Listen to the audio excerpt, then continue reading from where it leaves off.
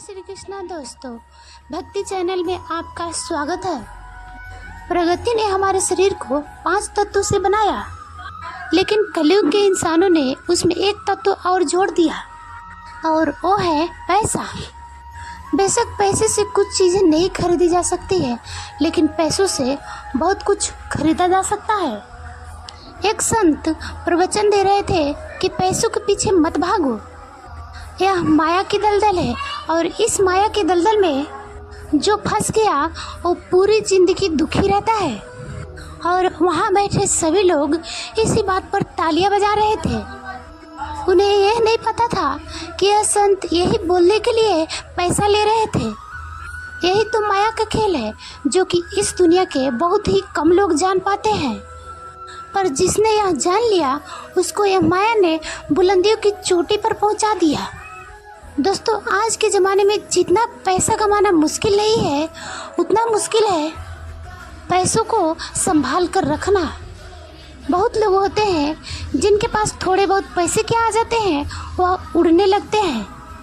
वो लोग पैसे का नियम नहीं जानते हैं। आप लोग ध्यान दिए होंगे कि सरस्वती की तस्वीर हमेशा बैठी हुई होती है और लक्ष्मी की तस्वीर हमेशा खड़ी हुई होती है। सरस्वती ये कहती है कि मैं जल्दी आऊँगी नहीं, अगर मैं आ गई तो वापस जाऊँगी नहीं, क्योंकि ज्ञान इतने आसानी से अर्जित नहीं किया जा सकता। और यदि एक बार किसी ने ज्ञान को अर्जित कर लिया तो वो ज्ञान उससे कोई भी नहीं छीन सकता। लेकिन लक्ष्मी का ये नियम होता है कि वह जल्दी आ भी जाती है और जल्दी चली भी जाती है। यदि किसी इंसान को सही तरीके से संभालना नहीं आया तो वह लक्ष्मी जल्दी घर से चली भी जाती है। आज के इस कहानी के अंदर मैं आपको 6 ऐसे खर्च बताऊंगी जो आपको आज और अभी से बंद कर देना चाहिए, तो ही आप पैसों के सही नियम को समझ पाएंगे। आप कितना कमाते हैं ये ज़रूरी नहीं है, आप जितना भी कमाते हैं उसमें से आप अपना खर्च इन 5 जगहों पर कम कर दो। धीरे धीरे आपके घर में धन रुकना शुरू हो जाएगा। आपको खुद को लगेगा कि सच में हमारे घर में पैसा रुकना शुरू हो गया है। और अमीर बनने का सबसे आसान रास्ता यही है, अपने खर्च को थोड़ा कम कर दो और पैसा कमाने का तरीका ढूंढो। तो चलिए जानते हैं इस कहानी के माध्यम से वो कौन सी 6 चीज़ें हैं जहां हमें पैसे नहीं खर्च करना है। तो चलिए कहानी शुरू करते हैं। लेकिन अगर आपको हमारी कहानी अच्छी लगी तो आप कमेंट एंड लाइक सब्सक्राइब ज़रूर करना। एक बार की बात है, एक गांव में 2 औरतें रहती थी। एक के पास भैंस थी और एक के पास बकरी थी।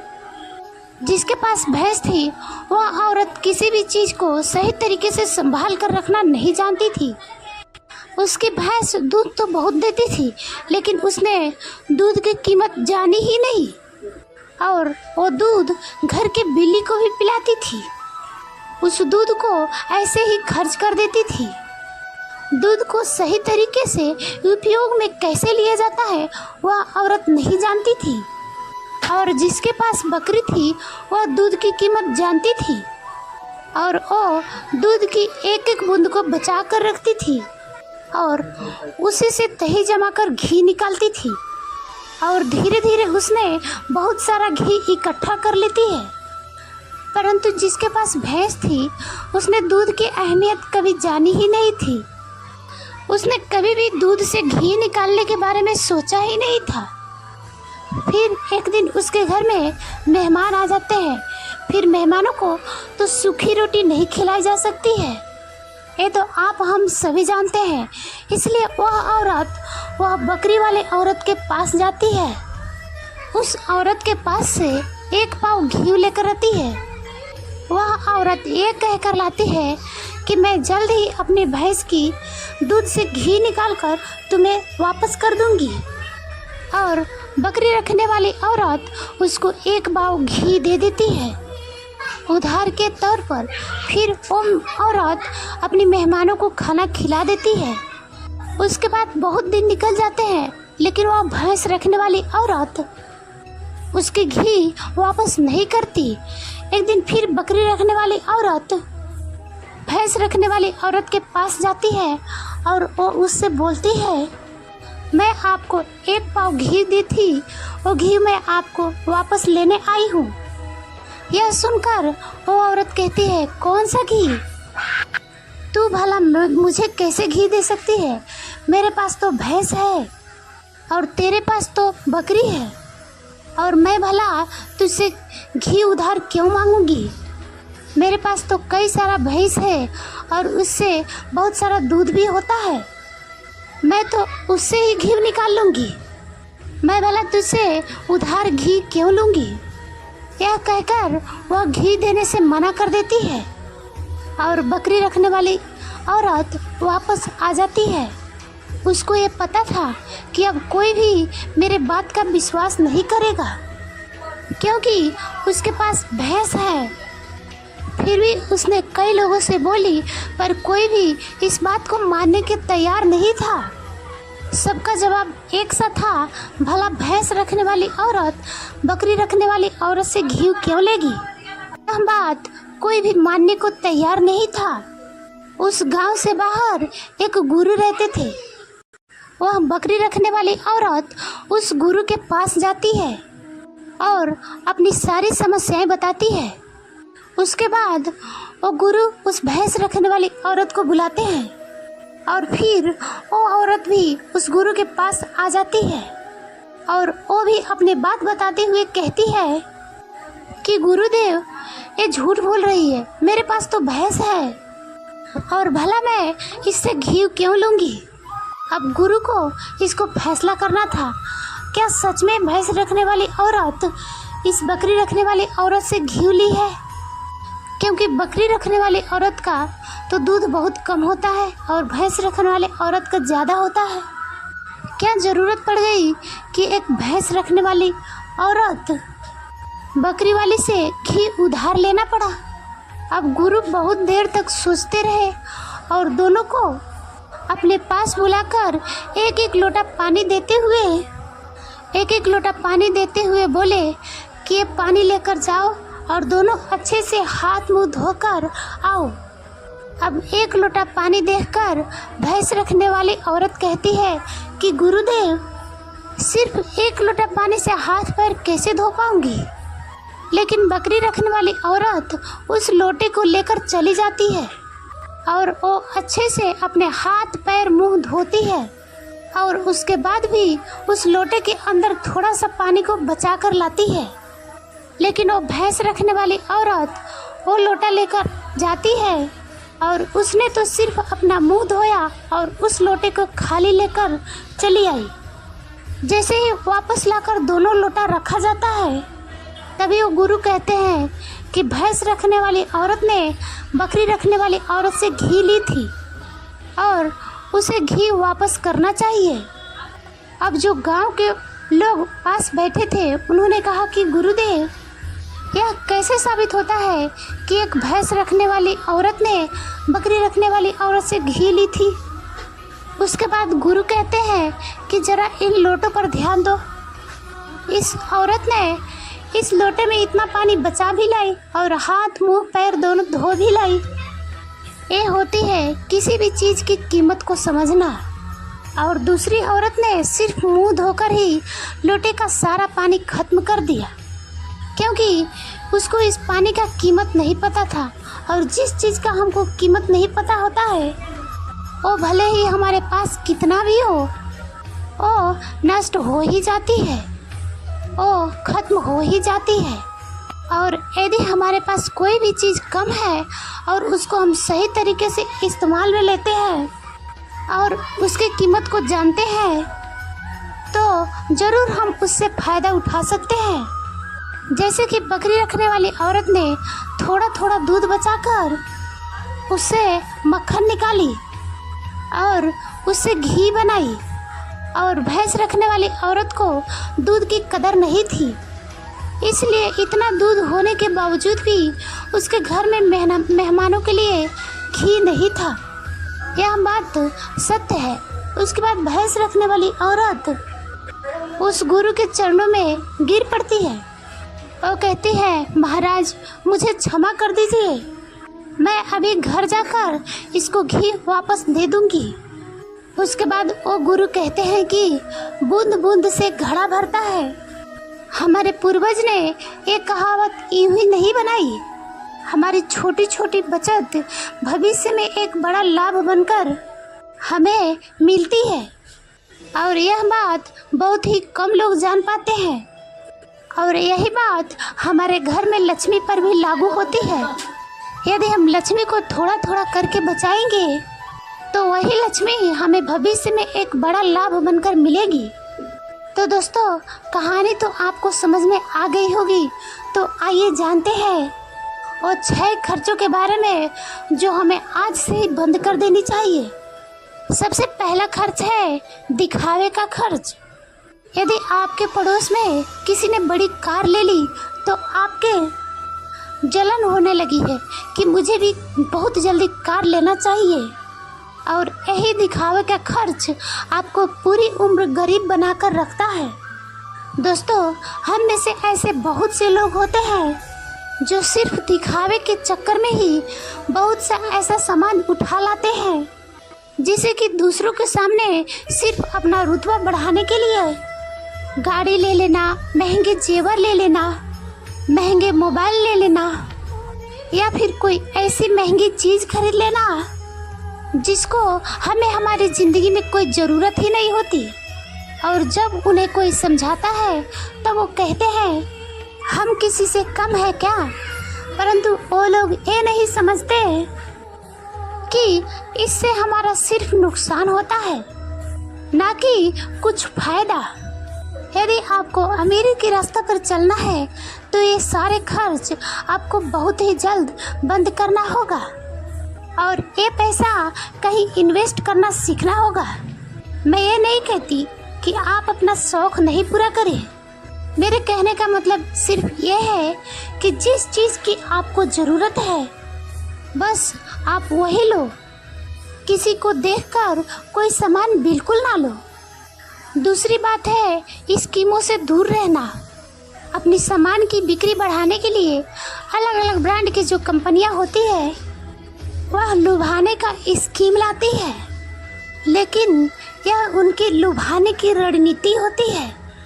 यह मार्केटिंग करने की रणनीति जो हम लोग समझ नहीं पाते हैं, और बहुत सारे लोग अलग अलग स्कीम के चक्कर में आकर वो चीज़ भी खरीद लेते हैं जिसको उनकी बिल्कुल ज़रूरत नहीं होती। यदि हम मार्केट में जाते हैं और हमें पता चलता है कि 50% डिस्काउंट के अंदर घड़ी मिल रही है तो हम उसे तुरंत खरीद लेते हैं। हम लोग ये नहीं समझ पाते हैं कि ये सब रणनीति होती है मार्केटिंग की। इससे हमें फ़ायदा नहीं होता है बल्कि कंपनी को ही फ़ायदा होता है। इसलिए ऐसे शौक कभी ना पाले, क्योंकि यही गरीब होने का सबसे बड़ा कारण होता है। क्योंकि जिस चीज़ में हमें ज़रूरत भी नहीं है उसी चीज़ में हम लक्ष्मी को खर्च कर देंगे तो उससे हमारे घर की लक्ष्मी नाराज़ हो जाती है और फिर धीरे धीरे हमारे घर से निकलने लगती है। तीसरा खर्च है कर्ज। आज के समय में ज़्यादातर लोग कर्ज लेकर बड़ी बड़ी चीज़ खरीद लेते हैं, जैसे कि गाड़ी, बंगला, मोबाइल, और फिर उसका पैसा भरते रहते हैं। जैसे कि आजकल हम लोग क्रेडिट कार्ड का इस्तेमाल करते हैं। क्रेडिट कार्ड हमें पैसे खर्च करने के लिए कहता है।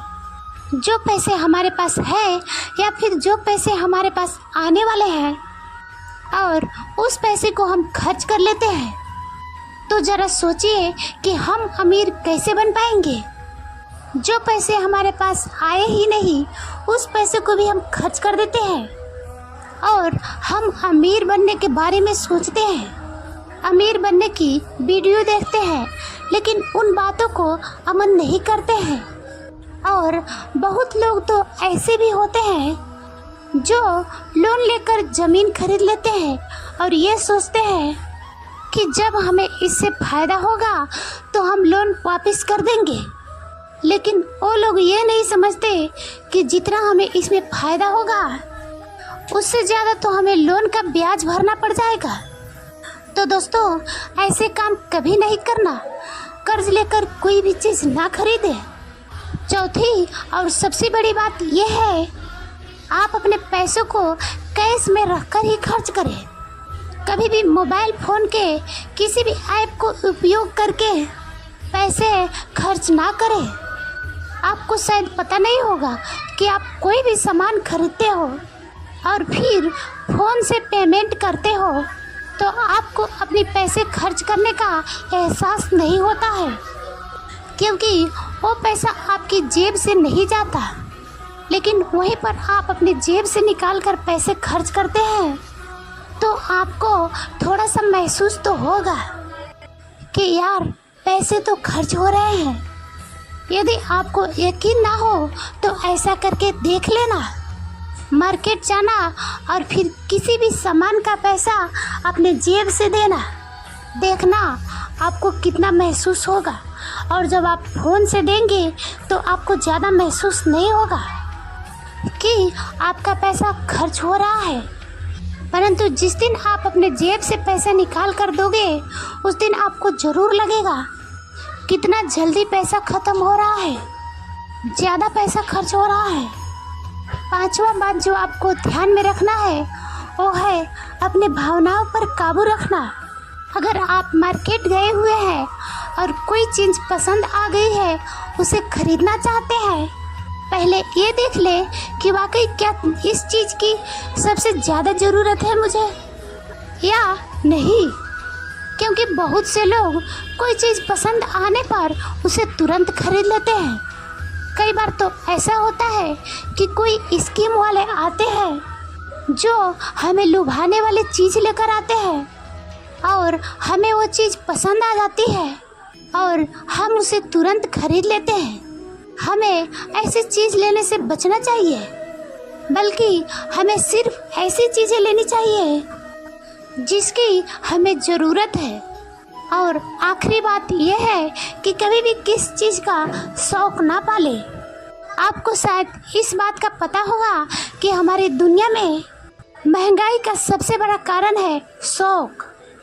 आज के समय में नॉर्मली 10,000 का फ़ोन आ रहा है और वहीं पर 2 लाख का भी फ़ोन आ रहा है। दोनों में फ़र्क सिर्फ इतना है कि किसी को 1 लाख का फ़ोन रखना है तो किसी को 2 लाख का रखने का शौक़ है। हाँ, वहाँ पर आदमी की अमीरी भी दर्शाती है, क्योंकि अमीर आदमी बड़ा फ़ोन रखेगा तो लगेगा कि वह अमीर है। तो ये शौक़ ही तो हुआ, शौक़ ही है तो उसने बड़ा फ़ोन रखा है, महंगा फ़ोन रखा है। इसलिए सबसे बड़ी महंगाई का कारण होता है शौक़, और किसी भी चीज़ की महंगाई नहीं है। इसीलिए कंपनियां शौक़ वाली चीज़ को समय समय पर बनाती रहती है, अच्छी अच्छी चीज़ें बनाकर हमें लुभाने के लिए लेकर आती रहती है ताकि हमें वो चीज़ पसंद आ जाए और हम उसे तुरंत खरीद लें, क्योंकि उन्हें पता है कि ना ही लोग अपनी शौक़ ख़त्म करेंगे और ना ही उनका मार्केटिंग बंद होगा। तो इसलिए अपने शौक़ पर काबू रखिए, जितना हो सके कम शौक़ करें, क्योंकि शौक़ करने से हमारी ज़िंदगी नहीं चलेगी, बल्कि मेहनत करने से और पैसे को अपने पास बचाने से ज़िंदगी चलेगी। क्योंकि आज के समय में पैसा ही सब कुछ है। भले ही आज के समय में हमसे लोग कितना भी यह बात कहते हैं कि पैसा ही सब कुछ नहीं होता, लेकिन यदि उनकी ज़िंदगी में सही तरीके से देखा जाए तो उनके लिए पैसा ही सब कुछ होता है। वो पैसे के लिए ही इधर उधर भाग रहे हैं और हमें कहते हैं कि पैसों के पीछे मत भागो। तो दोस्तों, इस वीडियो में हमने कुछ फिजूल खर्च बताने की कोशिश की है। अगर आपको अच्छा लगे तो वीडियो को ज़्यादा से ज़्यादा शेयर कीजिएगा। धन्यवाद।